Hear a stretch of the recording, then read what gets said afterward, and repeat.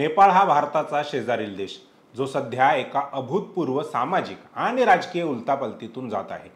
या सप्टेंबरच्या सुरुवातीलाच नेपाळमधील तरुणांनी आणि विशेषतः जेनझीने मोठ्या प्रमाणावर रस्त्यावर उतरून सरकार विरोधात आंदोलन केले। या आंदोलनाने हिंसक वळण घेतले, ज्यामुळे प्रधानमंत्री के.पी. शर्मा ओली आणि त्यांच्या मंत्रिमंडळातील अनेक मंत्री देश सोडून पळून गेले।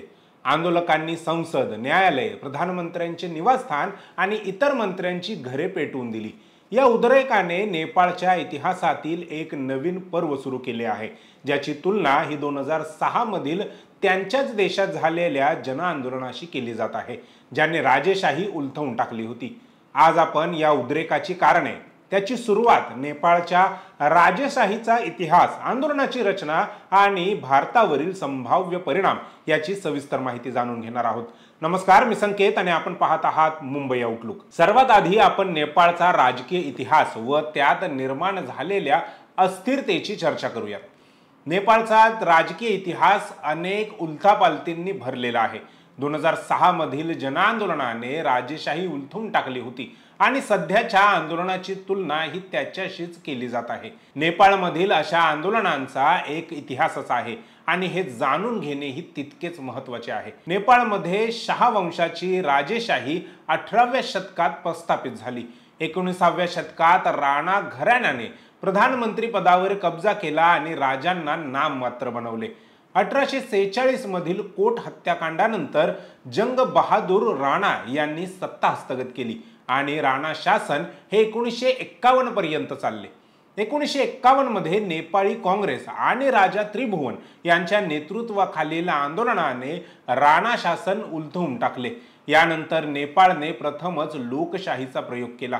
1960 मध्ये राजा महेंद्र यांनी लोकशाही सरकार बरखास्त करून पंचायती व्यवस्था लागू केली, ज्यामुळे राजेशाही पुन्हा सत्तेत आली आणि ती 1990 पर्यंत राहिली। 1990 मध्ये जनआंदोलनाने पंचायती व्यवस्था संपवली आणि संवैधानिक राजेशाही स्थापन झाली। यामुळे नेपाळी काँग्रेस आणि कम्युनिस्ट पक्षांना सत्तेत येण्याची जणू संधीच मिळाली। पुढे 2001 मध्ये राजा बिरेंद्र आणि त्यांच्या कुटुंबाची हत्या झाली, ज्यामुळे ज्ञानेंद्र शाह हे राजा बनले। यामुळे जनतेमध्ये असंतोष अधिकच वाढला। यानंतर 2006 मध्ये माओवादी आणि इतर पक्षांनी एकत्र येऊन राजा ज्ञानेंद्र यांच्या हुकुमशाही विरुद्ध आंदोलन केले। यामुळे नेपाळमधील राजेशाही पुन्हा एकदा संपुष्टात आली आणि नेपाळ निधर्मी लोकशाही बनला। 2008 मध्ये संविधान सभेने नेपाळला संघीय लोकशाही गणराज्य घोषित केले। आता पुन्हा एकदा 2025 मध्ये राजेशाहीच्या पुनर्स्थापनेसाठी काही गटांनी आंदोलने केली, परंतु त्यांना एकसंध नेतृत्वाचा अभाव होता। या आंदोलनांना हिंसक वळण लागले आणि यामुळे तरुणांमधील असंतोषाला आणखीन चालना मिळाली। आता आपण सध्या सुरू असलेल्या आंदोलनाची कारणे पाहूयात। नेपाळमधील सध्याच्या या उद्रेकाची कारणे ही खोलवर रुजलेली आहेत आणि ती राजकीय, सामाजिक तसेच आर्थिक अशा विविध स्तरांवरती पसरलेली आहेत। त्यातील पहिले कारण म्हणजे सोशल मीडियावरील बंदी होय। 4 सप्टेंबर 2025 रोजी नेपाळ सरकारने Facebook, x, YouTube, LinkedIn, Reddit, signal आणि स्नॅपचॅटसह तब्बल 26 सोशल मीडिया प्लॅटफॉर्म्सवरती बंदी घातली। ही बंदी माहिती आणि तंत्रज्ञान मंत्रालयाच्या नवीन नियमानुसार नोंदणी न केल्याच्या कारणास्तव घालण्यात आली होती। मात्र आंदोलकांचा असा आरोप आहे की ही बंदी सरकारने भ्रष्टाचार आणि परिवारवादाच्या आरोपांवर सोशल मीडियावर होणाऱ्या टीकेला आळा घालण्यासाठी लादली होती। विशेषतः जेनझी तरुण जे सोशल मीडियावर व्यक्त होण्यास अग्रेसर आहेत ते प्रचंड नाराज झाले। सोशल मीडियावरील ही बंदी आंदोलनाची ठिणगी ठरली। आंदोलनाचे दुसरे कारण असे की बोकाळलेला भ्रष्टाचार आणि परिवारवाद। नेपाळमधील सरकारवर भ्रष्टाचार आणि परिवारवादाचे गंभीर आरोप आहेत। सरकारी अधिकाऱ्यांनी आणि त्यांच्या कुटुंबियांनी संपत्तीचा दुरुपयोग केल्याचे आणि जनतेच्या पैशाचा गैरवापर केल्याचे सोशल मीडियावर ट्रेंड्सच्या माध्यमातून उघड झाले। तरुणांना असे वाटले की सरकार त्यांच्या भविष्याची लूट करत आहे, तर मुठभर लोक हे श्रीमंत होत आहेत। यामुळे तरुणांमध्ये प्रचंड असंतोष निर्माण झाला। तिसरे कारण आर्थिक आणि सामाजिक संकटे। नेपाळमधील तरुणांना शिक्षण, रोजगार आणि आरोग्य सेवा यांसारख्या मूलभूत सुविधांच्या अभावाचा सामना करावा लागत आहे. रस्ते, महामार्ग आणि पायाभूत सुविधांचे प्रकल्प जसे की काठमांडू ते पोखरा महामार्ग हा पूर्णतः खराब अवस्थेत आहे. यामुळे तरुणांमध्ये सरकारच्या विरोधामध्ये चीड निर्माण झाली. उदाहरणार्थ, एका प्रवासात 6 तासांचा रस्ता हा 14 तासात पूर्ण झाला, ज्यामुळे जनतेचा संताप अधिकच वाढला. लोकशाहीतील अस्थिरता हे आजच्या नेपाळमधील उद्रेकाचे चौथे महत्त्वाचे कारण आहे. 2006 मध्ये राजेशाही संपल्यानंतर नेपाळने लोकशाहीचा अवलंब केला, परंतु गेल्या 17 वर्षात 12 सरकारे बदलली गेली. ही अस्थिरता आणि सत्तेचा गैरवापर यांमुळे तरुणांना वाटले की लोकशाही ही केवळ नावापुरती राहिली आहे आणि त्यांना खऱ्या अर्थाने प्रतिनिधित्व मिळत नाही. हुकुमशाही वृत्ती देखील अनेक कारणांपैकीच एक कारण आहे. प्रधानमंत्री के.पी. शर्मा ओली यांच्या सरकारवर हुकुमशाही कारभाराचा आरोप आहे. सरकारने विरोधकांचे आवाज दाबण्याचा प्रयत्न केला, ज्यामुळे तरुणांमध्ये त्याचा असंतोष वाढला. सोशल मीडियावरील बंदी हा याच हुकुमशाही वृत्तीचा एक भाग मानला गेला. त्या विरोधात तरुण रस्त्यावर उतरला आणि आंदोलक हिंसक बनले. आंदोलनाची सुरुवात या महिन्याच्या 4 तारखेला म्हणजेच 4 सप्टेंबर रोजी सोशल मीडियाच्या बंदीच्या निर्णयानंतर झाली. सुरुवातीला शांततेत सुरू असलेले हे आंदोलन लवकरच हिंसक बनले. एकाच वेळी हिंसक झाले नाही, तर टप्प्याटप्प्याने हिंसक बनत गेले. सोशल मीडियावरील बंदीमुळे तरुणांनी काठमांडूमध्ये निदर्शने सुरू केली. ही निदर्शने प्रामुख्याने जेनझी विद्यार्थ्यांनी आणि काही तरुणांनी आयोजित केली होती.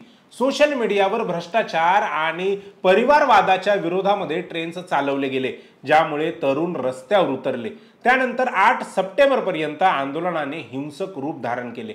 आंदोलकांनी प्रधानमंत्री के.पी. शर्मा ओली यांच्या निवासस्थानावर दगडफेक केली आणि संसदेला चक्क आग लावली. पोलिसांनी गोळीबार केला, ज्यामध्ये 20 पेक्षा जास्त जण ठार झाले तर 400हून अधिक जण जखमी झाले आहेत. यानंतर आंदोलनाने आणखीन तीव्र रूप धारण केले आणि काल 9 सप्टेंबर रोजी प्रधानमंत्री ओली आणि अनेक मंत्र्यांनी देश सोडला. विशेष म्हणजे हे आंदोलन कोणत्याही राजकीय पक्षाच्या किंवा संघटनेच्या नेतृत्वाखाली नव्हते. जेनझी तरुणांनी सोशल मीडियाच्या माध्यमातून स्वतःहून एकत्र येऊन हे आंदोलन उभे केले. यामुळे सरकारला आंदोलनांना सामोरे जाणे अधिकच कठीण झाले, कारण त्यात कोणताही ठराविक असा नेता किंवा संघटना नव्हती ज्याला टार्गेट करता येईल. मात्र या आंदोलनाचे मागे सुदान गुरुंग हा तरुण व त्याची हामी नेपाळ नावाची संघटना असल्याचे बोलले जाते. 2025 चे हे आंदोलन नेपाळच्या इतिहासातील एक अनोखे आंदोलन आहे, कारण याला कोणत्याही राजकीय पक्षाचे किंवा संघटनेचे नेतृत्व नाही. सध्या होत असलेल्या आंदोलनात सोशल मीडियाने मोठी भूमिका बजावली आहे. सोशल मीडियाने तरुणांना एकत्र येण्यासाठी आणि सरकारविरुद्ध आवाज उठवण्यासाठी एक मंच प्रदान केला. भ्रष्टाचार आणि परिवारवादाच्या विरोधामध्ये ट्रेन्स हे सोशल मीडियावर व्हायरल झाले, ज्यामुळे तरुणांना रस्त्यावर उतरण्यासाठी प्रेरणा मिळाली. या आंदोलनात 18 ते 25 वयोगटातील तरुणांचा मोठा सहभाग होता, जे जेनझी म्हणून ओळखले जातात. जेनझी तरुणांना असे वाटले की त्यांच्या मागील पिढ्यांनी सरकारचा गैरवापर सहन केला, परंतु ते हे सहन करणार नाहीत. त्यांनी स्वतःहून निदर्शने आयोजित केली आणि हिंसक कारवायांना सुरुवात झाली. पारंपरिक राजकीय पक्ष आणि नेते यांना या आंदोलनात सहभागी होता आले नाही, कारण तरुणांना त्यांच्यावर विश्वासच नव्हता. यामुळे हे आंदोलन विकेंद्रित स्वरूपाचे राहिले, ज्यामुळे सरकारला त्याला सामोरे जाणे कठीण झाले. आता या आंदोलनाचा भारतावर काय परिणाम होईल हे पाहूया. नेपाळमधील अस्थिरता भारताच्या सीमावर्ती भागांवर, विशेषतः बिहार आणि उत्तर प्रदेशवर परिणाम करू शकते. भारत आणि नेपाळ यांच्यात खुली सीमा आहे, ज्यामुळे शरणार्थींचा ओघ किंवा बेकायदेशीर हालचाली तिथे वाढू शकतात. भारत आणि नेपाळ यांच्यात व्यापार आणि गुंतवणुकीचे घनिष्ठ संबंध आहेत. नेपाळमधील अस्थिरतेमुळे भारताच्या व्यापारावर परिणाम होऊ शकतो. उदाहरणार्थ, नेपाळमधील महामार्ग प्रकल्प ज्यामध्ये भारतीय कंपन्यांचा सहभाग आहे ते थांबू शकतात. नेपाळमधील जेनझी आंदोलन भारतीय तरुणांसाठी प्रेरणा ठरू शकते. भारतातही भ्रष्टाचार, बेरोजगारी आणि सरकारच्या हुकुमशाही वृत्ती विरुद्ध असंतोष आहेच. नेपाळमधील तरुणांनी नेतृत्वविना केलेले आंदोलन हे भारतीय तरुणांना सोशल मीडियाच्या माध्यमातून एकत्र येण्यास प्रेरित करू शकते. यामुळे भारतातही अशा प्रकारच्या आंदोलनाची शक्यता वाढू शकते. नेपाळमधील काही लहान मोठ्या गटांनी हिंदू राष्ट्र आणि राजेशाहीच्या पुनर्स्थापनेसाठी आंदोलने केली। यामुळे भारतातील हिंदुत्ववादी संघटनांना प्रोत्साहन मिळू शकते। राष्ट्रीय स्वयंसेवक संघ म्हणजेच RSS आणि हिंदू सेवा संघ म्हणजेच HSS यांचे नेपाळमधील काही गटांशी संबंध असल्याचा दावा केला जातोय, ज्यामुळे भारतातील राजकीय समीकरणे बदलू शकतात। नेपाळमधील अस्थिरतेमुळे भारत चीन संबंधावर देखील याचा गंभीर परिणाम होऊ शकतो। नेपाळमधील काही प्रकल्प जसे की महामार्ग बांधकाम चीनच्या कंपन्यांना देण्यात आले आहेत। जर नेपाळमधील सरकार बदलले तर भारताला आपली सामरिक रणनीती पुन्हा आखावी लागेल। नेपाळमधील 2025चा तरुणाईचा उद्रेक हा भ्रष्टाचार, हुकुमशाही आणि सामाजिक आर्थिक समस्यांच्या परिणामी झाला आहे। सोशल मीडियावरील बंदीने या आंदोलनाला ठिणगी दिली आणि जेनझी तरुणांनी नेतृत्वाविना रस्त्यावर उतरून सरकार उलथवले। नेपाळचा इतिहास अशा जनआंदोलनांनी भरलेला आहे, ज्यामुळे 2006 मध्ये राजेशाही संपली होती। सध्याचे आंदोलन भारतासाठी एक चेतावणी आहे, कारण भारतीय तरुण अशाच समस्यांशी झगडत आहेत। नेपाळमधील आंदोलन भारतीय तरुणांना प्रेरणा देऊ शकते आणि यामुळे भारत नेपाळ संबंधांवर दीर्घकालीन परिणाम होऊ शकतात।